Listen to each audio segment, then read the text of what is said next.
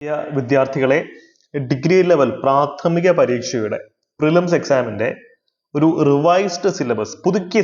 അപ്പൊ ഇന്നത്തെ ക്ലാസ്സിൽ നമുക്ക് അതിന്റെ ഒരു സ്ട്രാറ്റജി ഡിസ്കസ് ചെയ്യും. ഏതൊക്കെ സബ്ജക്ട്സിനാണ് പ്രയോറിറ്റി കൊടുക്കേണ്ടത്, ഏതൊക്കെ പുസ്തകങ്ങളാണ് നമ്മൾ വായിക്കേണ്ടത്, അല്ലെങ്കിൽ എങ്ങനെ വേണം നമ്മൾ ചോദ്യങ്ങൾ അറ്റൻഡ് ചെയ്യാൻ, അതൊക്കെ നമുക്ക് ഇന്നത്തെ ഒരു സെഷനിൽ പെട്ടെന്ന് പറഞ്ഞു പോവാം. അപ്പൊ ഇതാണ് നമ്മുടെ പ്രിലിംസിന് 10 മാർക്കുണ്ട്. സെക്രട്ടേറിയറ്റ് അസിസ്റ്റന്റ് മെയിൻസ് പരീക്ഷയ്ക്ക് 7 മാർക്കിനാണ് ഹിസ്റ്ററിയിൽ നിന്ന് ചോദ്യങ്ങൾ വരുന്നത്. SIക്ക് കുറച്ച് വെയിറ്റേജ് കുറവാണ്, എക്സാക്ട്ലി. പക്ഷേ ഒരു നമ്മൾ റാങ്കിലേക്ക് എത്തിക്കാൻ പാകത്തിനുള്ള ഒരു സബ്ജക്റ്റായി ഇപ്പോൾ ഹിസ്റ്ററി മാറിയിട്ടുണ്ട്. അതുകൊണ്ട് തന്നെ പ്രിലിംസ് എന്നൊരു കടമ്പയാണ് നിങ്ങളുടെ ഏറ്റവും വലിയ കൺഫ്യൂഷൻ അല്ലെങ്കിൽ പേടി എന്നുണ്ടെങ്കിൽ നിങ്ങൾ ഫോക്കസ് ചെയ്യേണ്ട സബ്ജക്റ്റുകൾ ഏതൊക്കെയാണെന്ന് അറിയോ? അതായത് അപ്പം ഫോക്കസ് ചെയ്യേണ്ട സബ്ജക്റ്റ് എന്ന് ഞാൻ ഉദ്ദേശിക്കുന്നത് എന്താണെന്ന് വെച്ച് കഴിഞ്ഞാൽ ഏറ്റവും കൂടുതൽ മാർക്ക് കിട്ടുന്ന അല്ലെങ്കിൽ കുറച്ച് സമയം റിട്ടേൺ ഓൺ ഇൻവെസ്റ്റ്മെന്റ് എന്ന് പറയുന്നത്, നമ്മൾ ഏറ്റവും കുറച്ച് ടൈം ഇൻവെസ്റ്റ് ചെയ്ത് മാക്സിമം മാർക്ക് ലഭിക്കുന്ന സബ്ജക്ട്സ് എന്ന് പറയുന്നത് പണ്ടത്തെ പോലെ തന്നെ ഇംഗ്ലീഷ്, മാത്സ്, മലയാളം, റീസണിങ് തന്നെയാണ്. 50 മാർക്ക്, അത് 50% മാർക്ക് അവിടുന്ന് തന്നെയാണ്. അതിനുശേഷം GK അല്ലെങ്കിൽ GS സബ്ജക്റ്റുകളിൽ നിന്നും നിങ്ങൾ പ്രയോറിറ്റി കൊടുക്കേണ്ടത് history and art and culture ഈ സബ്ജക്റ്റുകൾക്കാണ്. അതിനോടൊപ്പം പ്രയോറിറ്റി കൊടുക്കേണ്ടത് സിവിക്സും കോൺസ്റ്റിറ്റ്യൂഷനും. ഇത് ഭയങ്കര ഓവർലാപ്പിംഗ് ആണ്. ഇത് വേണമെങ്കിൽ ഇന്ത്യൻ കോൺസ്റ്റിറ്റ്യൂഷൻ എന്ന ടോപ്പിക് അല്ലെങ്കിൽ സിവിക്സ് എന്ന ടോപ്പിക്കിൽ തന്നെ ഇതെല്ലാം നമുക്ക് ഒരുമിച്ച് അങ്ങ് പഠിക്കാം. ഇതിനെ വേർതിരിച്ച് കാണേണ്ട കാര്യമില്ല. സിവിക്സും കോൺസ്റ്റിറ്റ്യൂഷനും സിലബസും ടോപ്പിക്സും ഒക്കെ ഭയങ്കര അധികം ഓവർലാപ്പിംഗ് ആണ്. അതുകൊണ്ട് തന്നെ ഒരുമിച്ച് ഇന്റഗ്രേറ്റ് ചെയ്ത് തന്നെ നമുക്ക് അതങ്ങ് പഠിക്കാം. അപ്പോൾ നിങ്ങൾ മനസ്സിലാക്കുക, history, civics and Indian constitution, art and culture, പിന്നീട് ഈ സബ്ജക്റ്റിൽ MEM എന്ന് പറയും, മാത്സ്, ഇംഗ്ലീഷ്, മലയാളം, അല്ലെ? MEM, maths and mental ability, English, Malayalam, MEM subjects. ഇത്രയും സെറ്റ് ആണെങ്കിൽ നിങ്ങൾക്ക് പ്രിലിംസ് അനായാസം ചാടിക്കിടക്കാം. പക്ഷേ മറ്റ് സബ്ജക്റ്റിൽ പഠിക്കാതിരുന്നു കഴിഞ്ഞാൽ പണിവാളും. ഒരുപക്ഷെ പ്രിലിംസ് പാസ്സായാലും മെയിൻസിന്റെ കട്ട് ഓഫിന്റെ 7 അയലൊക്കത്തോളം നമ്മൾ വരത്തില്ല. അതുകൊണ്ട് തന്നെ ഹിസ്റ്ററി ആയിക്കോട്ടെ, എക്കണോമിക്സ് ആയിക്കോട്ടെ, ജോഗ്രഫി ആയിക്കോട്ടെ, കമ്പ്യൂട്ടർ സയൻസ് ആൻഡ് ടെക്നോളജി, ഇതൊക്കെ പഠിക്കണം. ഈ കമ്പ്യൂട്ടറും പഠിച്ചോണം കേട്ടോ. കാര്യം ഏറ്റവും കുറച്ച് സമയം ഇൻവെസ്റ്റ് ചെയ്ത് ഏറ്റവും കൂടുതൽ മാർക്ക് വാങ്ങിക്കാൻ പറ്റുന്ന ഒരു മേഖലയാണ് കമ്പ്യൂട്ടർ. കാര്യം ചെറിയ സിലബസ് ആണല്ലേ. സയൻസ് ആൻഡ് ടെക്നോളജി സിലബസ് കുറച്ച് വലുതാണെങ്കിലും നമ്മൾ ട്രഡീഷണലി നോക്കുകയാണെങ്കിൽ വളരെ ഈസി ക്വസ്റ്റ്യൻസ് ആണ് അവിടുന്ന് വരുന്നത്. സിലബസ് കണ്ടാൽ വലിയ ഖടാൽ സിലബസ് ആണ്. സിവിൽ സർവീസ് മെയിൻസ് പരീക്ഷയുടെ സിലബസിൽ നിന്ന് കോപ്പി പേസ്റ്റ് ചെയ്തിരിക്കുകയാണ്. പക്ഷേ ആ നിലവാരത്തിൽ ചോദ്യങ്ങൾ പ്രിലിംസിന് അപൂർവമായി മാത്രമേ വരാറുള്ളൂ. മെയിൻസിന് വേറെ ലെവലാണ്. മെയിൻസിന് അടിപൊളി ക്വസ്റ്റ്യൻസ് വരാറുണ്ട്. പക്ഷെ പ്രിലിംസ് പരീക്ഷയ്ക്ക് അങ്ങനെ വരാറില്ല. പക്ഷെ ഈ വർഷം വരും എന്നാണ് എന്റെ മനസ്സ് പറയുന്നത്.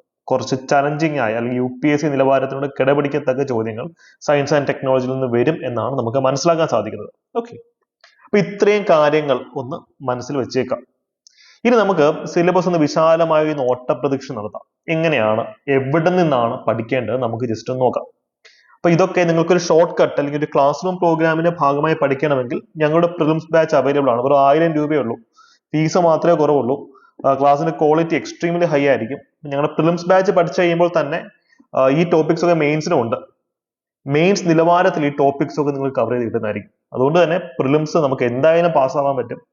മെയിൻസിന് ഇത്രയും ടോപ്പിക്സ് ഓൾറെഡി നിങ്ങളുടെ കയ്യിൽ ഉണ്ടാവുകയും ചെയ്യും.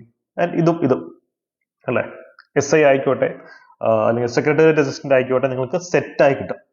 കമന്റ് സെക്ഷനിൽ പിൻ ചെയ്തിട്ടുള്ള നമ്പറിൽ കോൺടാക്ട് ചെയ്യുകയാണെങ്കിൽ നിങ്ങൾ അതിൽ കൂടുതൽ ഡീറ്റെയിൽസ് കിട്ടും. ഇതാണ് നമ്പർ 8891041935. ഈ നമ്പറിൽ കോൺടാക്ട് ചെയ്തതിൽ മെന്റേഴ്സോട് സംസാരിക്കാൻ നിങ്ങൾക്ക് കോഴ്സിന്റെ ഫുൾ ഡീറ്റെയിൽസ് അവിടുന്ന് കിട്ടുന്നതാണ്.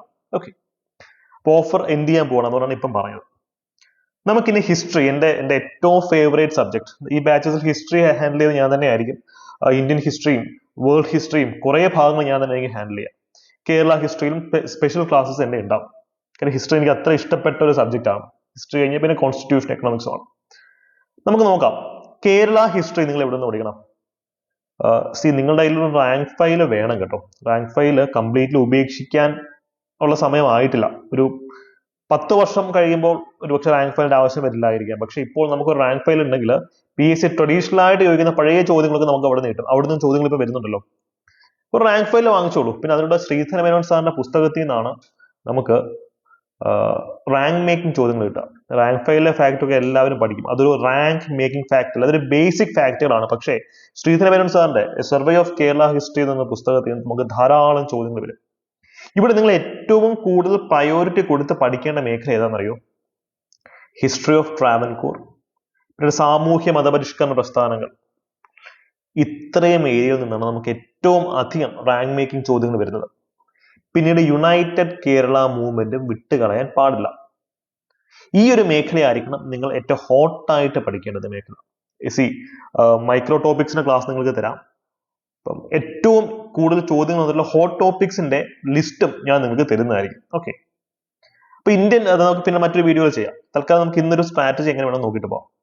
ഇന്ത്യൻ ഹിസ്റ്ററിയിലേക്ക് വരുമ്പോൾ നിങ്ങൾ പഠിക്കേണ്ട ഒരേ ഒരു ടെക്സ്റ്റ് അത് സ്പെക്ട്രമാണ്.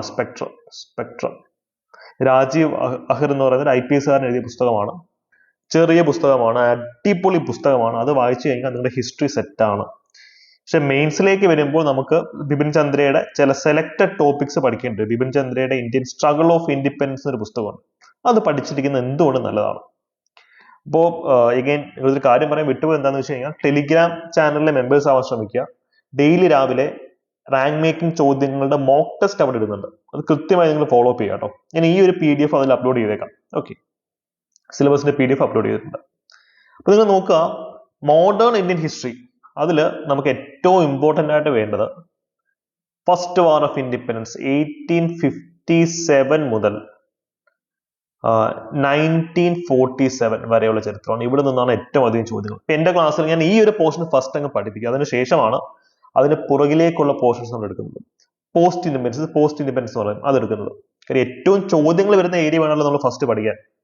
അപ്പൊ ഇവിടെ മിഡീവൽ ഇന്ത്യ പഠിക്കേണ്ട എന്ന് ചോദിക്കും.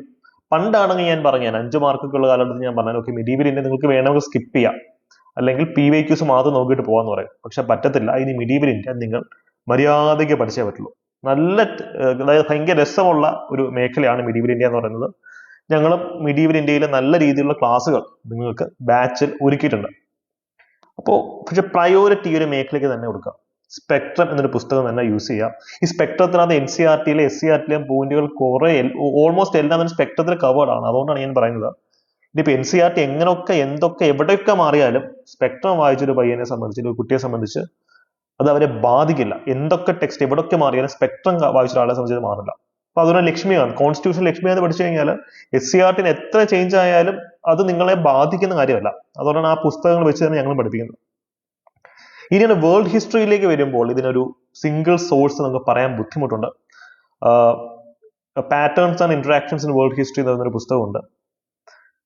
പക്ഷെ അതിനകത്ത് ഒരു കുറേ കണ്ടന്റ് ഉണ്ട്. അത്രയും കണ്ടന്റിന്റെ ആവശ്യം നമുക്കില്ല. പിന്നെ മുഖർജി സാറിന്റെ പുസ്തകമുണ്ട്.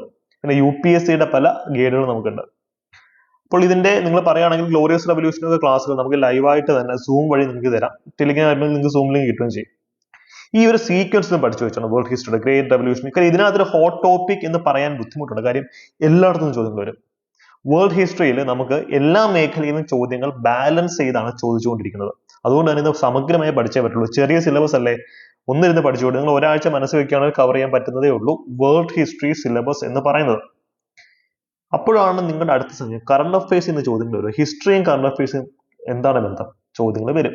കാര്യം ഇപ്പം സപ്പോസ് ഇപ്പൊ ആസാദി കാ അമൃത് മഹോത്സവ് ഇന്ത്യയിലെ 75ാമത്തെ സ്വാതന്ത്ര്യ ദിനാഘോഷത്തിന്റെ ഭാഗമായിട്ടുള്ള പ്രോഗ്രാം ആയിരുന്നു. അപ്പൊ അത് കറണ്ട് അഫെയറിലുള്ള ഈ ചരിത്രത്തിന്റെ ഭാഗമാണ്. അപ്പൊ അങ്ങനെ നമുക്ക് ചോദ്യങ്ങൾ വരാം.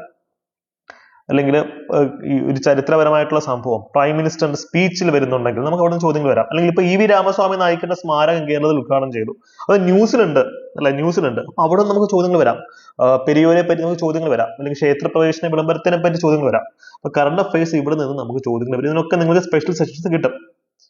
ഇത് നിങ്ങളെ മനസ്സിലൊന്നിരിക്കുക. കറണ്ട് അഫയേഴ്സ് ഹിസ്റ്ററിയിൽ നിന്നും ചോദിക്കാം. ഫൈൻ. ഞാൻ ഉദാഹരണം പറയുകയാണെങ്കിൽ ഞങ്ങൾ എല്ലാ ചോദ്യപേപ്പറും വിശകലനം ചെയ്യുന്നുണ്ട്. അതിന്റെ ഒരു ഉദാഹരണം എന്ന് പറയുന്നത് ഇന്ത്യൻ കോൺസ്റ്റിറ്റ്യൂവന്റ് അസംബ്ലിയുടെ ആനിവേഴ്സറി സെലിബ്രേഷൻ ന്യൂസ് പേപ്പേഴ്സിൽ, അല്ലെങ്കിൽ ഭരണഘടനാ നിർമ്മാണ സഭയുടെ ആനിവേഴ്സറി സെലിബ്രേഷൻ ന്യൂസിൽ കത്തുന്ന സമയത്താണ് നമുക്ക് +2 ലെവൽ പരീക്ഷകളിലടക്കം മറ്റേ ചോദ്യം ഫേമസ് ആവുന്നത്. ഏതാ? കോൺസ്റ്റിറ്റ്യൂവന്റ് അസംബ്ലിയിൽ എങ്ങനെയാണ് അംഗങ്ങളെ തിരഞ്ഞെടുക്കുന്നത്? പ്രായപൂർത്തിയ വോട്ടവകാശത്തിന്റെ പേരിലല്ല, നമ്മൾ ഇൻഡയറക്റ്റ് ഇലക്ഷൻസ് ആയിരുന്നു. അതൊക്കെ നമുക്ക് പിന്നെ മറ്റൊരു ക്ലാസ്സിൽ പറയാം. അത് കറണ്ട് അഫയേഴ്സിലുള്ള ഒരു ഹിസ്റ്ററി പോർഷൻ ആയിരുന്നു അല്ലെ. അപ്പൊ അത് അങ്ങനെ തന്നെ പഠിക്കാം. ജോഗ്രഫിയിലേക്ക് വരുമ്പോൾ +1 +2 NCERTs നമുക്ക് വളരെ ഇമ്പോർട്ടൻ്റ് ആണ്.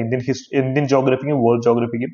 കേരള ജോഗ്രഫിക്ക് നമുക്കിപ്പോൾ ചോദ്യങ്ങൾ വരുന്നത് ഗവൺമെന്റിന്റെ വെബ്സൈറ്റിൽ നിന്നാണ്, എൻവയോൺമെന്റൽ ഓർഗനൈസേഷൻ റിലേറ്റഡ് വെബ്സൈറ്റ്സിൽ നിന്ന്, സോയിൽസ് അല്ലെങ്കിൽ നമ്മുടെ വെസ്റ്റേൺ ഗാർഡ്സിന് എന്തായാലും ചോദ്യങ്ങൾ കൊണ്ട് പ്രതീക്ഷിക്കാം. അതൊക്കെ അവിടെ നിന്നാണ് വരുന്നത്. ജോഗ്രഫി വളരെ ലളിതമായിട്ട് നമുക്ക് പഠിക്കാൻ പറ്റുന്ന ഒരു ടോപ്പിക്കാണ്. പേടിച്ചൊന്നും പഠിക്കാതിരിക്കരുത്. +1 +2 NCERT പഠിച്ചാൽ തന്നെ, +2 വേണമെന്നില്ല, +1 NCERT പഠിച്ചാൽ തന്നെ. കാര്യം ഹ്യൂമൻ ജോഗ്രഫിയാണ് +2ലേക്ക് വരുമ്പോൾ ഉള്ളത് കൂടുതലും. ജോഗ്രഫി പഠിച്ചാൽ തന്നെ ഇന്ത്യൻ ആൻഡ് വേൾഡ് ജോഗ്രഫി നിങ്ങൾക്ക് അരച്ചു കലക്കി പഠിക്കാൻ പറ്റും. +2 സെലക്ടഡ് ചാപ്റ്റേഴ്സ് മാത്രം വായിച്ചാൽ മതി.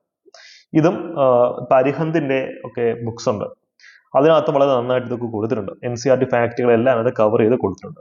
+1 +2 വരുമ്പോൾ NCERT SCERT ഒന്ന് തന്നെയാണല്ലോ.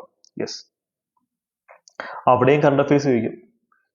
ഒരു വോൾക്കാനോ പൊട്ടിത്തെറിച്ചെങ്കിൽ ആ വോൾക്കാനോ എന്ന് പറയുന്ന കോൺസെപ്റ്റ് ഇവിടെ വരുന്നത് റോക്സിനകത്ത് വരാം, ലാൻഡ് ഫോംസിലും വരാം. അപ്പൊ ആ വോൾക്കാനോയെ പറ്റി നമുക്ക് ചോദ്യങ്ങൾ വരാം അല്ലെ. അതുകൊണ്ട് തന്നെ അതൊന്ന് പഠിച്ചിരിക്കുന്നത് എന്തുകൊണ്ടും നല്ലതാണ് വോൾക്കാനോസ്. എക്കണോമിക്സിലേക്ക് വരുമ്പോൾ നമുക്കറിയാം, സിലബസ് നോക്കിയ national income, per capita income, Niti ആയോഗവും 5 ഇയർ പ്ലാനൊക്കെ സ്ഥിരം ചോദ്യമുള്ള മേഖലയാണ്. എക്കണോമിക് ഇൻസ്റ്റിറ്റ്യൂഷൻ നമുക്ക് സ്ഥിരം ചോദ്യമുള്ള മേഖലയാണ്. റിസർവ് ബാങ്ക് ആൻഡ് ഫംഗ്ഷൻസ് നമുക്ക് ചോദ്യമുള്ള മേഖലയാണ് അല്ലെ. എക്കണോമിക്സ് എന്നുള്ള ക്വസ്റ്റ്യൻസ് നമുക്ക് പ്രതീക്ഷിക്കാം. സിവിക്സ്, ഇന്ത്യൻ കോൺസ്റ്റിറ്റ്യൂഷൻ, ഈ 2 സബ്ജക്ട് നിങ്ങൾ ഇന്റഗ്രേറ്റ് ചെയ്ത് പഠിക്കണം. കാരണം ഇതെല്ലാം ഭയങ്കര ഓവർലാപ്പിംഗ് ആണ്. പബ്ലിക് അഡ്മിനിസ്ട്രേഷനെ പറ്റി, ബ്യൂറോക്രസിയെ പറ്റി 10ാം ക്ലാസ് SCERT വളരെ കൃത്യമായി പബ്ലിക് അഡ്മിനിസ്ട്രേഷനെ പറ്റി കൊടുത്തിട്ടുണ്ട്. വളരെ ബ്യൂട്ടിഫുൾ ആയി അവർ കൊടുത്തിട്ടുണ്ട്. ഈ എക്സിക്യൂട്ടീവ്, ജുഡീഷ്യൽ, ലെജിസ്ലേച്ചറും എല്ലാം കോൺസ്റ്റിറ്റ്യൂഷനിൽ വരുന്നതാണ്. ഇത് ലക്ഷ്മികാന്ത് വെച്ച് തന്നെ പഠിക്കണം, കോൺസ്റ്റിറ്റ്യൂഷനകത്ത് വരുന്നതാണ് അതൊക്കെ. അതുകൊണ്ട് ഈ 2 സബ്ജക്റ്റ് നിങ്ങൾ വേർതിരിച്ച് കാണണ്ട, ഒരുമിച്ചൊക്കെ പഠിച്ചാൽ മതി. അത് വലിയൊരു ടോപ്പിക്കാണ്. ഇതിന്റെ ഒക്കെ ഹോട്ട് ടോപ്പിക്സ് ലിസ്റ്റ് ആയിട്ട് PDF ആയിട്ട് നിങ്ങൾക്ക് യൂട്യൂബിൽ കൂടെ തന്നെ തരാം. PDF ഞാൻ ടെലിഗ്രാമിൽ അപ്ലോഡ് ചെയ്തേക്കാം. ഇപ്പൊ ഹ്യൂമൻ റൈറ്റ്സ് ഓർഗനൈസേഷൻസ്, ഇതൊക്കെ വളരെ ഇമ്പോർട്ടന്റ് ആയിട്ട് നമ്മൾ പഠിക്കേണ്ട ഒരു മേഖലയാണ്. നിങ്ങൾ കാര്യം ശ്രദ്ധിച്ചോ, NREP, national rural employment programmes, ഇത് എക്കണോമിക്സിനകത്ത് വരും. അതായത് സിവിക്സ് എന്ന് പറയുമ്പോൾ ഇത് കോൺസ്റ്റിറ്റ്യൂഷന്റെ ഭാഗം വരും, എക്കണോമിക്സിന്റെ ഭാഗവും വരും.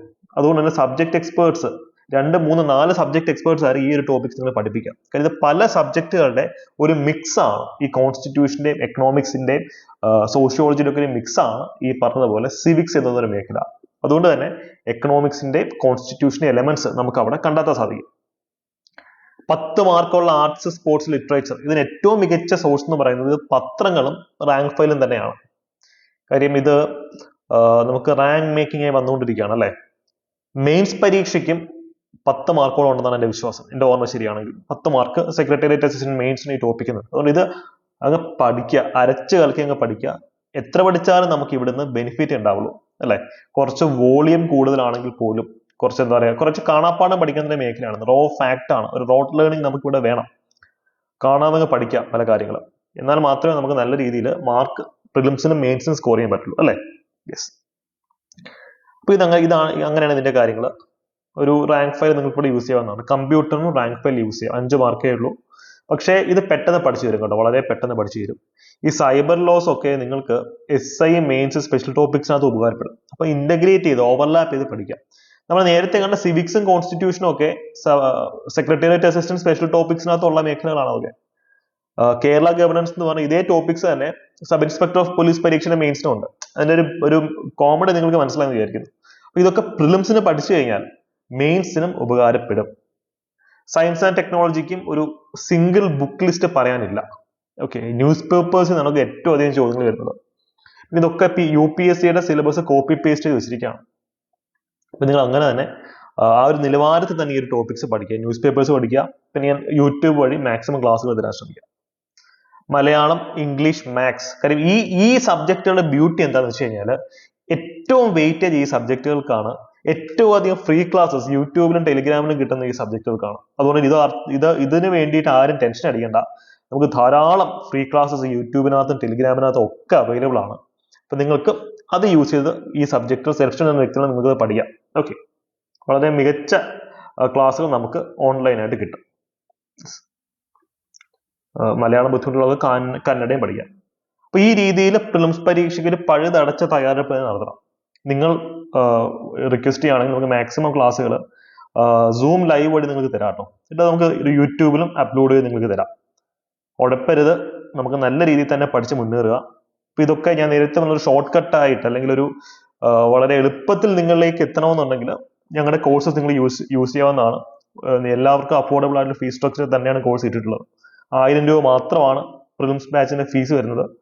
അപ്പൊ നിങ്ങൾക്ക് കമന്റ് സെക്ഷൻ നമ്പറിൽ കോൺടാക്ട് ചെയ്യുകയാണെങ്കിൽ ഡെമോ ബാച്ച് കിട്ടും. നിങ്ങൾക്ക് ക്ലാസ് ഒക്കെ കണ്ട് നേരിട്ട് ഇഷ്ടപ്പെട്ട് ബോധ്യപ്പെട്ടിട്ട് മാത്രം എടുത്താൽ മതിയാവും. പുതിയ പാറ്റേണുള്ള ക്ലാസ്സുകളാണ്. നിങ്ങൾക്ക് എല്ലാവർക്കും ക്ലാസ് ഇഷ്ടപ്പെടുമെന്ന് എനിക്ക് അത്ര ഉറപ്പാണ്. അപ്പോൾ അടുത്ത ഒരു ക്ലാസ്സിൽ കാണാം. നിങ്ങളുടെ അഭിപ്രായങ്ങളൊക്കെ കമന്റ് സെക്ഷനിൽ പറയാം കേട്ടോ. Thank you. ബൈ.